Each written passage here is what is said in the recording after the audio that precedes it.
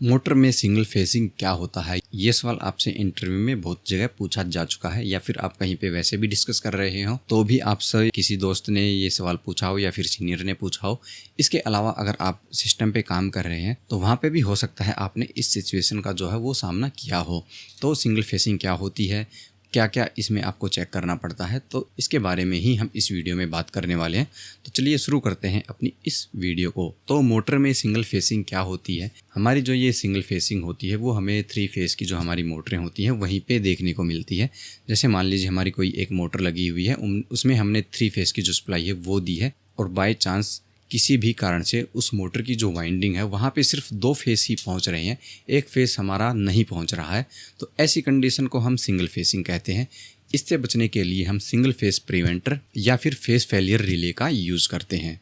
तो अगर आपके सामने कभी ऐसी कंडीशन आती है कि जो आपकी मोटर में एक फेस नहीं आ रहा है और आपकी जो सिंगल फेस प्रिवेंटर लगी है या फिर फेस फेलियर रिले लगी है, उसने आपका जो स्टार्टर है या मोटर है उसको ट्रिप कर दिया है, और अब आपको रेक्टिफाई करना है कि कहाँ से हमारी जो सिंगल फेसिंग है वो हो रही है।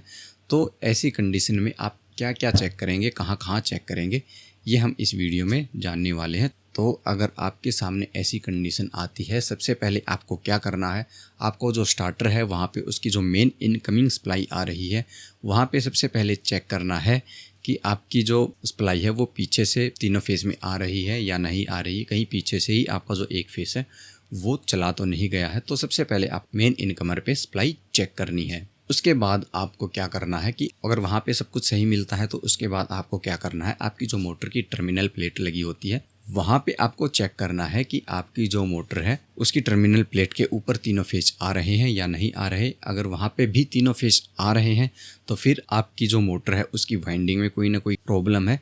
अगर आपकी जो मोटर की वाइंडिंग सही है और आपकी मोटर की जो टर्मिनल प्लेट है उसके ऊपर एक फेस नहीं आ रहा है, तो अब आपको अपने स्टार्टर पे जाके चेक करना है। वहाँ पे आपको पहले से फ्यूज़ चेक करने हैं कि जो हमारा स्टार्टर है वहाँ पे जो फ्यूज़ लगे हैं वो फ्यूज़ तो नहीं उड़ गए हैं। आपको एक एक करके अपने तीनों फ्यूज़ जो हैं वो चेक करने हैं। अगर आपके जो फ्यूज़ सही हैं तो उसके बाद आपको जो वहाँ पे सर्किट ब्रेकर लगा है, जैसे एमसीबी या फिर टीपीएन, वो आपको चेक करनी है कि जो आपका टीपी यानी 3 पोल की एमसीबी लगी रहती है वो आपको चेक करनी है कि वो तीनों फेस आगे निकाल रही है कि नहीं निकाल रही है। तो वहाँ भी अगर आपको सब कुछ सही लगता है तो फिर आपको आपके जो कॉन्टैक्टर हैं वो चेक करने हैं कि आपका कोई कॉन्टैक्टर तो ख़राब नहीं है। हो सकता है कॉन्टैक्टर सही से होल्ड नहीं हो रहा हो, या फिर किसी एक टर्मिनल के ऊपर आपके कॉन्टैक्टर में जो कार्बन है वो जम गई हो या कचरा जो है वो आ गया हो, इसकी वजह से वो एक फेस को आगे नहीं दे पा रहा हो। तो ये सब भी आपको चेक करना होता है। इसके बाद में आपकी मोटर में जो एमपीसीबी या फिर ओवरलोड रिले लगी रहती है वो भी आपको चेक कर लेनी चाहिए। कहीं आपकी रिले या फिर एमपीसीबी में भी तो कोई दिक्कत नहीं है। हो सकता है वहाँ पे भी आपको फेस फेलियर यानी एक फेस कट दिखाई दे रहा हो।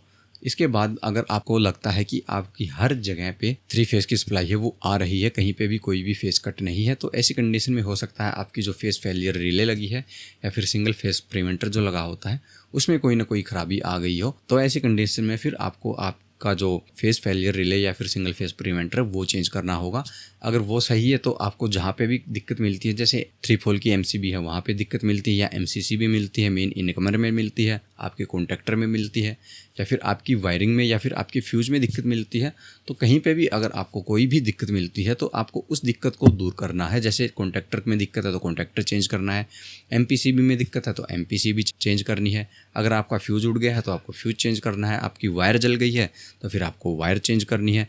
इसके अलावा आपकी मोटर की जो वाइंडिंग है उसमें अगर कोई दिक्कत है तो फिर आपको अपनी मोटर को जो है वो रिवाइंड करवाना पड़ेगा, उसकी वाइंडिंग दोबारा करवानी पड़ेगी। तो इस तरीके से आप सिंगल फेसिंग जो होती है मोटर के अंदर उसको रेक्टिफाई कर सकते हैं। इस टॉपिक से जुड़ा अगर आपका कोई भी सवाल है तो आप हमें नीचे कमेंट में पूछ सकते हैं। ये वीडियो अगर आपको पसंद आई है तो आप इसको लाइक कर सकते हो और अपने दोस्तों के साथ शेयर भी कर सकते हो। इसके अलावा आप इलेक्ट्रिकल की और भी वीडियो देखना चाहते हैं तो इसके लिए आप हमारी लेफ्ट वाली और राइट वाली दोनों वीडियो देख सकते हैं।